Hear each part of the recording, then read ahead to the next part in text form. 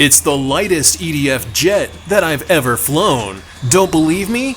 Watch this. Hey there, I'm John. This is Two Brothers RC, and this is the E-flite Viper 64mm 1-year follow-up. It's spent most of the year mounted to the wall behind my head as I do these intros, alongside the copious amounts of anime merch that I own.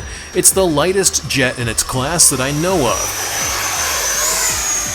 It's fast, but it's also incredibly slow. I stand by what I said in the first review. It is the fun cub of EDF jets. You will struggle to find anything that flies lighter or better in its class, though you'll never get the Horizon haters to believe you, because they're utterly convinced that everyone is paid off to say that this jet is good. Take it from me, there's no financial incentive on model aviation YouTube that will ever make up for the fact that doing this channel costs more in time and money than me and my wife will ever get back in ad revenue or affiliate sales. Don't start a model aviation channel unless you want to realize what I'm saying is the dismal truth. We do it because we love it, and speaking of things that we love, this is an incredible aircraft that's made even better by replacing the stock servos with AGF-RC B11 DLS units. They're $20 for a pair on Amazon, and replacing them is kind of annoying, but it's worth doing so you can really push this jet to new heights. The stock servos are good for what the plane is. They're plastic and strong enough to fly it, but they're not fast, and that's what I'm looking for. Here's a good video showing the differences. Watch how fast and far the AGF servo up front moves compared to the stock Horizon servo in the back. The trade-off for this awesomeness is the amount of work it's going to take to install them. That and the cost. It's $40 to replace the ailerons, elevator, and rudder servos. Using these AGF servos will give you more throw, more precision, and more speed. This can be used to your benefit to get the center of gravity shifted even further aft than is possible normally. So to do that is to shift the center of gravity further aft, simply remove the gear, remove the steering servo, and slam a pack to the rear of the jet. The Viperjet highly benefits from an aft CG, especially with AS3X Plus stabilizing it on high-speed servos. Running the two aileron servos direct to the receiver as a two-aileron wing type also opens up crow as an option, so you can abuse angle of attack with elevator to crow mixing and fly a high alpha pass just like the TBRC Viperjet logo.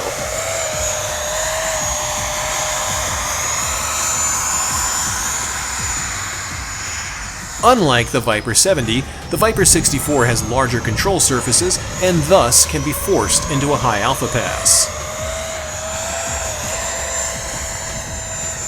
Upgrading the servos also opens up more maneuverability in general for this jet. Since the new servos are faster, you can maneuver more responsively at any airspeed, and because they throw further, you can displace more air at slower airspeeds, which is why you can do rolling Harrier passes with this jet, without giving up any of its slow speed maneuverability that I demonstrated last year. The Viper 64 is really a do-it-all jet. While it's not perfect by any stretch of the imagination, it is fun, and I'd rather fly something that's fun, and does fun stuff, and looks cool doing it, rather than something that costs way more and requires a bunch of work to keep in the air. Another strength of the Viper 64 that I want to continue hammering in on is the wing loading. I know some dudes take wing loading way too far, almost like it's some kind of bizarre religion. It's not everything. Heavy stuff can fly well. Light stuff has its place too. In a jet like this, it means that you can confidently hand launch it and hand grab it if you want to.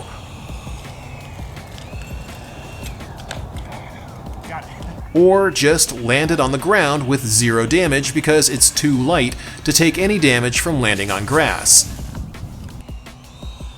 Also, you still need to know how to grab stuff, so if you make a mistake, because it's so light, it doesn't take much more than a smushed nose when it impacts.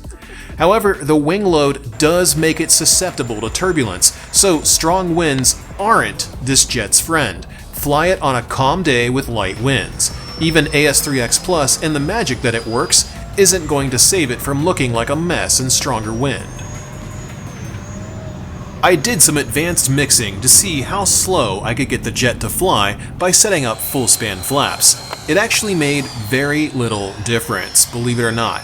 The jet is just as slow with normal flaps as it is with full span flaps. The main difference is that it's far more easy to control with normal flaps. So my recommendation is don't bother setting up full span flaps unless you really want to see what I'm talking about for yourself. It will fly well on crow, which is having the flaps dropped and ailerons pointed up, but it needs more thrust to stay airborne at the same airspeed due to the drag that it induces. In general, it's just really easy to fly slowly. If I'd had more time when making this vid for you, I would have taken it bush flying and seen if it would survive flying in a wooded area. My guess is probably. It's so slow and resistant to stalling that it might work out. Who knows? Maybe we'll try again next year. So you've seen everything so far and you're curious as to what it takes to set this up yourself. So here's how.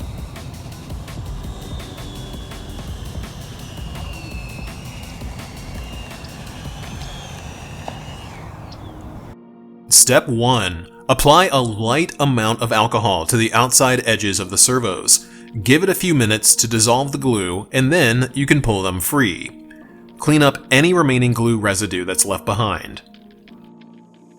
Step 2. Cut the old servo lead at the base. Strip the cut leads and tin the leads with solder. Step 3. Cut the AGF servo lead, splice the wires together, then heat shrink them. Step 4. Use foam tack and glue the servos back in place. Step 5. Undo the plate on the wing that covers the wiring. Remove the quick connects on both sides of the fuselage and wing, and split the aileron leads off the Y cable. Run each lead direct to the receiver. You can grab the setup file from the TBRC Discord server to find the channel mapping and avoid having to program everything yourself. Step 6. Fish all the wiring through the tiny hole in the fuselage and plug the channels into the mapping called for in the setup file on Discord. Note that this is not easy to take apart, so it is basically going to be one piece from now on. And there you have it. A Viper 64 with crow, full span flaps, and the ability to do rolling harriers if your skill level is up there for it. It's definitely not the easiest thing to do, but it's also not too hard with this jet either. These are all of the mods that I perform to it, outside of removing the gear permanently and removing the steering servo to lighten it up even more. A year later, this is definitely a way more capable jet than I originally thought it was. It's inexpensive, it's friendly to beginners because of how light it is and how easy it is to fly, and it's capable of doing all sorts of cool stuff.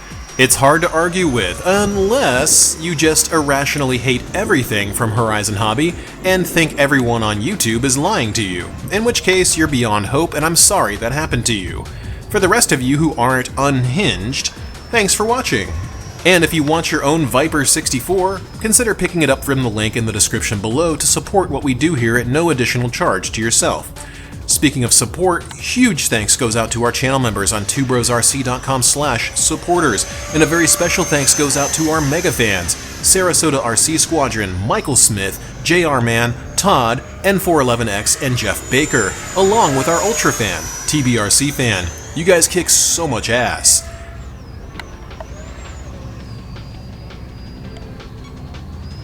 Coming up soon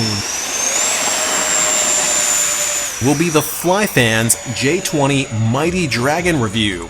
The US distributor canceled 2 orders to keep us from getting this, but hey, as you can see, we still have it anyway. Is it worth buying and flying? Find out with us next week.